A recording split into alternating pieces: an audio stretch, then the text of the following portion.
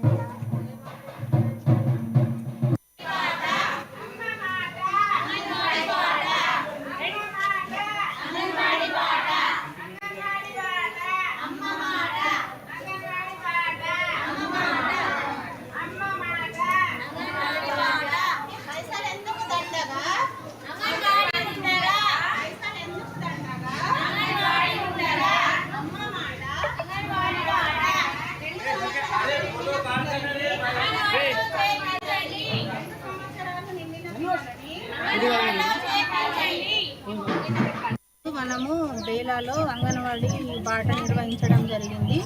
ఈ ప్రోగ్రాము 15/7/24 నుండి మనకు 27/24 వరకు కొనసాగుతుంది. ఇది ప్రత్యేక కార్యక్రమం. 2.5 సంవత్సరాలు నిండిన పిల్లల్ని మనం అంగన్వాడీలో నమోదు చేయడం జరుగుతుంది. ఇది ప్రైవేటు స్కూళ్లకు పంపివ్వకుండా మరి మన అంగన్వాడీ కేంద్రంలోనే పిల్లలు హాజరయ్యేలాగా చూడడం జరుగుతుంది. దీనిపై తల్లులకు మరియు తల్లిదండ్రులకు అవగాహన కల్పించడం జరుగుతుంది. వీరితో పాటు చుట్టుపక్కల ఉన్న వాళ్ళకు కూడా మన అంగన్వాడీ కేంద్రాలపైన అవగాహన కల్పించడం జరుగుతుంది. ప్రతి ఒక్క పిల్లల్ని కూడా 2 సంవత్సరాలు నిండిన పిల్లల్ని మన అంగన్వాడీ కేంద్రంలో నమోదు చేసేలా ఈ అంగన్వాడీ